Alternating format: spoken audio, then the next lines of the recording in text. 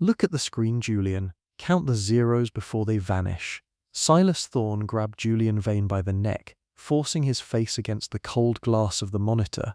Julian gasped, his hands clawing at Silas's iron grip. On the LED screen, the number 800 million USD flickered once, then dropped to zero. Julian's knees hit the floor. He didn't cry. He made a wet, choking sound as Silas pushed him away like a piece of used tissue. "You are not a billionaire anymore, Julian," Silas said, looking down at the man crawling on the marble. "You are not even a citizen with a bank account. You are nothing." 20 minutes earlier, Julian stood in the center of the Spencer Great Hall. He held a glass of champagne in one hand and Ilara's arm in the other. He squeezed her wrist until it turned white. "Stop looking like a victim, Ilara," Julian hissed. He leaned in so close his spit hit her cheek. "I bought this house. I bought your name. If you don't smile for the cameras, I will throw your grandfather's portrait into the fireplace." Julian turned to the crowd of socialites and raised his glass. "Everyone, look at my wife," he shouted, drawing every eye in the room. "She is wearing a dress from the 1920s because she thinks she is still royalty. But look at the lace. It is rotting, just like her family." The guests laughed. A woman in a red dress pointed at Ilara's hem. "Julian is right. It smells like a basement in here. Why do you keep her around, Julian?" Julian laughed and pulled a thick stack of legal documents from his jacket. He slapped the papers against Ilara's chest. "I keep her for the signature. Ilara, sign this. Right now. It transfers the final Spencer land deed to my holding company. Do it, or I stop paying for your mother's medical care tonight." Ilara stared at the pen he pushed into her hand. Her fingers shook. The crowd leaned in, phones raised to record her surrender. This was the moment they came for, to see the last Spencer heiress become a beggar. "Sign it," Julian barked. He reached out and slapped the back of her head, knocking her small tiara to the floor. The plastic-like sound of the jewels hitting the marble echoed. No one moved to help.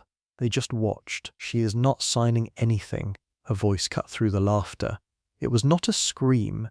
It was a command that stopped the air in the room. Silas Thorne walked through the front doors. He did not look at the guests. He walked straight to Julian. Silas was a head taller and 50 pounds heavier. He did not wait for an introduction.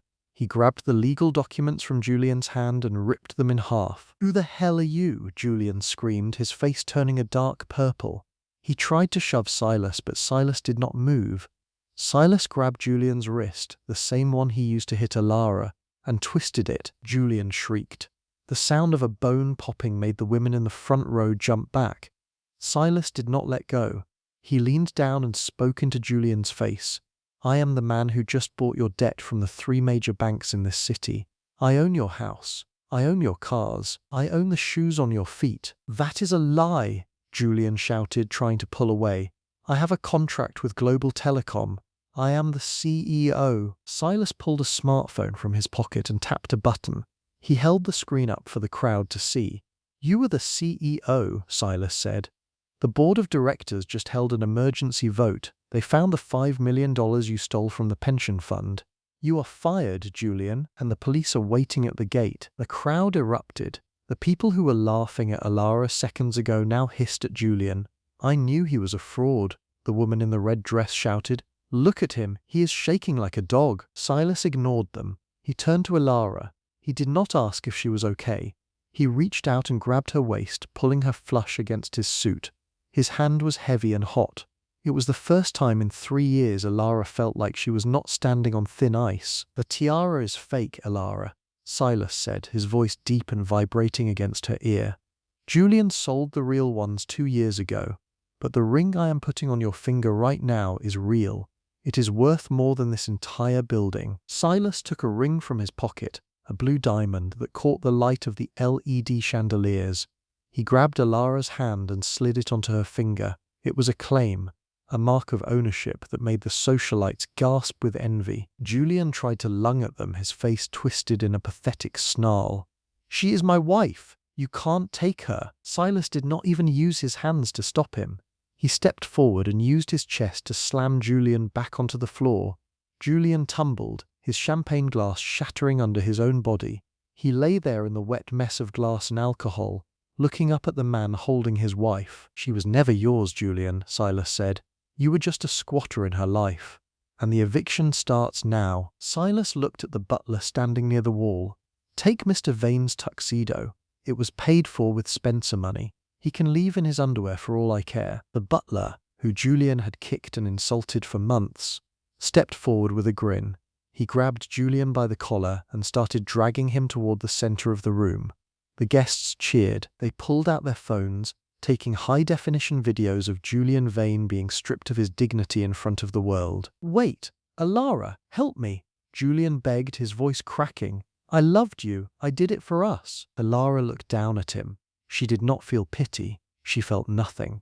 She reached out and took a glass of red wine from a nearby table.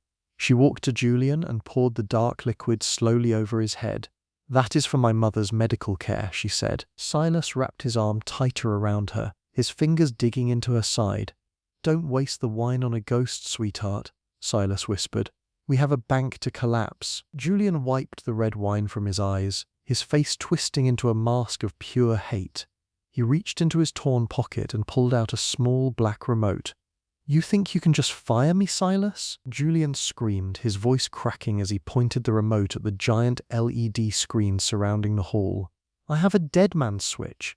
One press, and every private video of Alara Spencer from our bedroom goes live on 300 adult websites. Every bank record, every secret family deal, gone to the dark web in 10 seconds. The room went cold. The socialites who were laughing a moment ago now backed away, their faces pale with fear. They did not want to be part of a scandal that would bring the police to their doors. Lydia gripped her pearls so hard they snapped, the white beads bouncing off the floor like tiny skulls. Alara felt her breath stop. Her hand went to her throat, her fingers brushing the cold metal of the necklace Julian had forced her to wear. But before she could collapse, Silas moved. He did not talk. He did not bargain. He stepped forward and kicked Julian's hand. The sound of the remote breaking against the marble was louder than Julian's scream. Silas did not stop there. He grabbed Julian by the front of his wet tuxedo and slammed him against the LED wall. The screen flickered and cracked under the force of Julian's spine hitting the glass. "You think you own the internet, Julian?" Silas hissed, his voice a low vibration that made the glasses on the tables rattle. "I built the satellites that carry your pulse. I own the fiber-optic cables that underlay this city. You are using my air to breathe." Silas pulled a tablet from the butler's hand and held it up to Julian's face. "Watch," Silas commanded. On the tablet, a progress bar showed the word deleting in bright red letters. "I didn't just break your remote, Julian. I hacked your ghost server 5 minutes ago. Every file you thought you had, gone. Every backup, erased. I didn't just delete the data, I destroyed the physical hard drives in your secret warehouse. My team is burning them right now." Julian's eyes went wide. He shook his head, his mouth hanging open. "No, that cost me $3 million USD. That was my only insurance." "You have no insurance," Silas said. He let go of Julian, let him slide down the cracked screen until he was sitting in a pile of his own shame. "And you have no identity. Mr. Sterling, tell him the rest." The legal director stepped forward, holding a thick file of papers. He did not look at Julian. He looked at the crowd. "As of 2 minutes ago, Julian Vane's social security number has been flagged for total identity fraud. His passport is revoked. His birth certificate is being challenged in court. In the eyes of the government, this man does not exist. He is an unlisted person." A wave of shocked whispers hit the room. "An unlisted person?" Lydia gasped, her voice full of a new kind of envy. She looked at Alara, who was now leaning against Silas's massive arm. "He is a ghost. He can't even buy a bag of chips without a bank account." Silas ignored the crowd. He reached out and grabbed Alara's chin, forcing her to look up at him. His thumb pressed into her lip, a possessive, heavy touch that made her heart race. "Do you see him now, Alara? That is the man who tried to break you. He is just a pile of wet clothes and stolen lies." "I see him," Alara said. She walked over to Julian. She did not look down at him like a human. She looked at him like a bug. She reached out and ripped the Spencer family crest pin from his lapel, tearing the fabric of his jacket. "You are not a Spencer. You are not a Vane. You are nothing." Julian tried to grab her ankle, but Silas stepped on his hand. The sound of Julian's fingers crunching under Silas's heavy leather boot made the guests cheer. This was the violence they wanted. This was the high-definition revenge they could post on their social media. "Security!" Silas shouted. "Throw this nobody into the rain, and if he tries to come back, treat him as a burglar. Use force." 2 guards, each weighing 250 pounds, grabbed Julian by the armpits. They dragged him across the floor, his heels leaving long, wet streaks on the marble. Julian did not even have the strength to scream anymore. He just sobbed, a pathetic, broken sound that was drowned out by the upbeat jazz music Silas ordered the band to play. Silas turned back to the room. The guests immediately stood up, forming a circle around him and Alara. They were desperate to be in their shadow. They were desperate to show Silas they were on the winning side. "The party is just starting," Silas said, his voice ringing out across the hall. "But from now on, the guest list is restricted. If you ever spoke a word against Alara Spencer, leave now, or I will make sure your bank accounts look exactly like Julian's by tomorrow morning." Within 10 seconds, half of the room was empty. The people who stayed were shaking, their eyes fixed on the floor. Silas pulled Alara closer, his hand sliding down to her hip, his grip so tight it left a mark. "Now," he whispered into her hair, his breath hot and smelling of expensive whiskey. "Let's talk about what you owe me for cleaning up your mess." Julian crawled toward the glass doors of the ballroom, his bare feet bleeding on the wet stone outside. He pounded his fists against the transparent wall, screaming through the rain. "I have the physical deeds. They are in my safe. You can't delete paper, Silas." Julian held up a single rusted key, shaking it at the crowd. This was his final wound. He wanted everyone to know that without those papers, Alara was still homeless. The guests turned their heads, their eyes darting between the broken man outside and the giant standing in the center of the hall. Alara felt the cold wind of doubt hit her. If those papers were gone, her family history died tonight. But Silas did not blink. He stepped behind her, his chest a wall of heat against her back. He wrapped his arms around her waist, his large hands locking over her stomach. He leaned down, his lips brushing against her neck. The scent of dark whiskey and cold steel hit her senses, a heavy masculine drug that stopped her heart. "Focus on my voice, Alara," Silas whispered, his grip tightening until she could feel the hard lines of his body. "Do you think a man like me leaves paper in the hands of a thief?" Silas looked at the LED wall again. He swiped his hand across a small control panel. The screen shifted to a live video feed of a mountain of ash. Julian's eyes went wide as he watched the fire on the screen. "I sent a team to your safe 1 hour ago, Julian," Silas shouted, his voice echoing like a gunshot in the silent room. "Those papers are not just gone, they are smoke. I had the Spencer family archives digitized and moved to my private servers last month. You have been holding a box of trash for 30 days. Julian's jaw dropped. He looked at the rusted key in his hand and threw it at the glass. It bounced off with a pathetic clink. He was now truly a nobody. No name, no money, no history. The crowd began to laugh, not the polite laugh of aristocrats, but a cruel, mocking roar. Lydia pointed her finger at Julian and spat on the floor. "Look at him. He looks like a wet rat. Security, why is he still breathing our air?" Silas ignored the noise. He turned Alara around in his arms, his hands moving up to her shoulders. He squeezed the flesh there, a firm, possessive move that forced her to look at him. "You are the only Spencer left," Silas said, his eyes burning into hers. "And that means everything in this room belongs to you, including me." He pulled her closer, his thumb tracing the curve of her ear. The sexual tension in the room was so thick the guests stopped laughing just to watch them. They saw the way Silas looked at her, like a predator who had finally caught his prize. They saw the way Alara leaned into him, her fingers digging into his expensive suit jacket. "I want him gone," Alara said, her voice like a jagged piece of glass. She looked at Julian, who was now weeping in the mud outside. "I want him to watch us leave. I want him to know that he is the ghost now." "Your wish is my command, sweetheart," Silas whispered. He signaled the 2 guards at the door. "Open the gates, let him watch. Then call the police and report a vagrant for trespassing." The guards opened the heavy doors. The cold rain blew into the hall, but Silas did not let Alara feel the chill. He wrapped his black wool coat around her, the fabric smelling of his skin and power.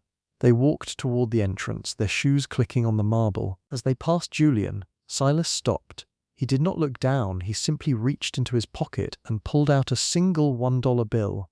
He dropped it into the mud in front of Julian's face. "Buy yourself a soul, Julian," Silas said. "It is the only thing I didn't take from you." They stepped into the rain, but Silas held a black umbrella over Alara, keeping her perfectly dry. He led her to the $1 million limousine waiting at the curb. The chauffeur opened the door, bowing low to Alara. As she stepped inside, she looked back. She saw the socialites standing at the windows of her old house, their faces full of a desperate, hungry envy. They wanted her life.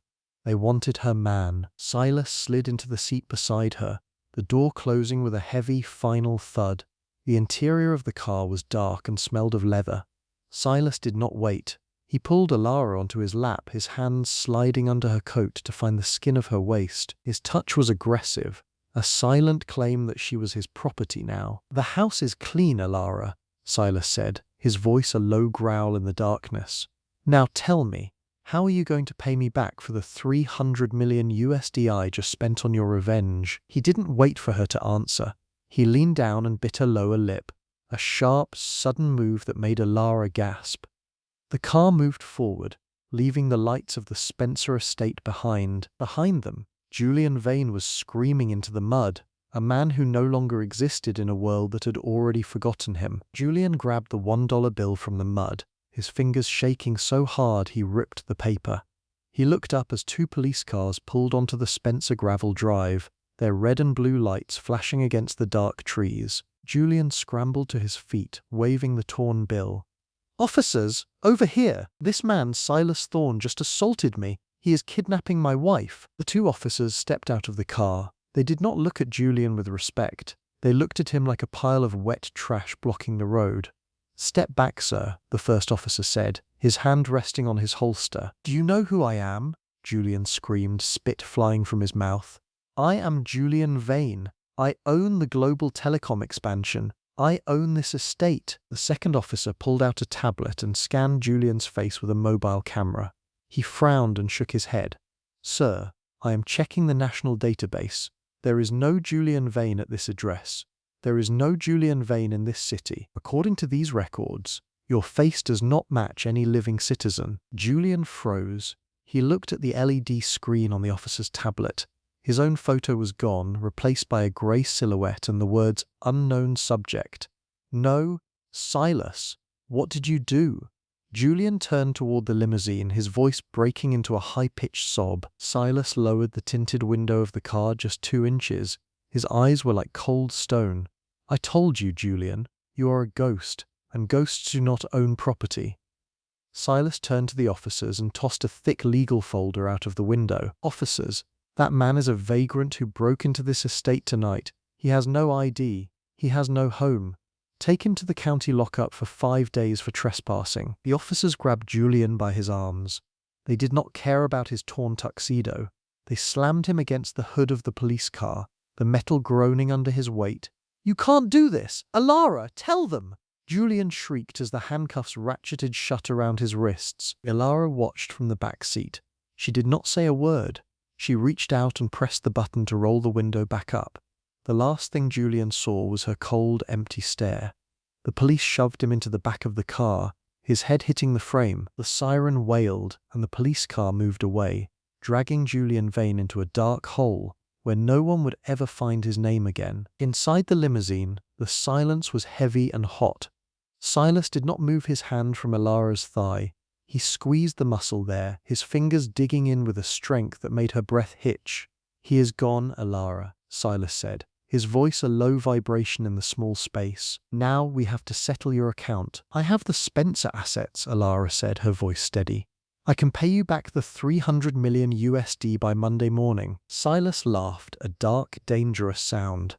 He pulled her closer until her chest was crushed against his suit. The scent of his leather and expensive smoke filled her lungs. "I don't want your money, Alara. I have enough money to buy this entire country. I want the interest on my investment, and my interest is paid in blood and loyalty." He reached up and grabbed her hair, pulling her head back so she had to look at his eyes. "You are not a puppet for Julian anymore. You belong to me. Every breath you take, every word you speak, is because I allowed it tonight. Do you understand? Alara felt the power of his grip. It was not the weak, pathetic control Julian tried to use. It was the weight of a mountain. She reached up and grabbed Silas's tie, pulling his face down to hers. Then stop talking and collect your interest, she whispered. Silas did not wait. He crushed his mouth against hers, a violent, possessive kiss that tasted of wine and victory. He did not care about the driver. He did not care about the world outside. He had destroyed her enemy, and now he was taking his prize. The limousine moved through the dark streets, a black shadow in a city that had no idea the Spencer legacy had just been reborn in fire. Julian Vane was sitting in a concrete cell with no name and no future. The socialites were back in the ballroom, shaking with fear that Silas Thorne would come for them next. There was no looking back. There was no mercy. There was only the heat of the car and the cold reality of who owned the night. Silas Thorne had erased a man, and Alara Spencer had found a monster she finally liked. Watching Julian transition from a high-stakes fraud to a literal unknown subject, shivering in a cold concrete cell is the ultimate digital lobotomy. And frankly, the most satisfying trash disposal I've seen all year. If you had the power to wipe someone's entire existence with a single click, would you show mercy, or would you pull the plug just as ruthlessly as Silas did? Honestly, I debated letting Julian keep that $1 bill. But making him rip it apart in the mud felt like the only way to truly finish a man who valued paper over real people.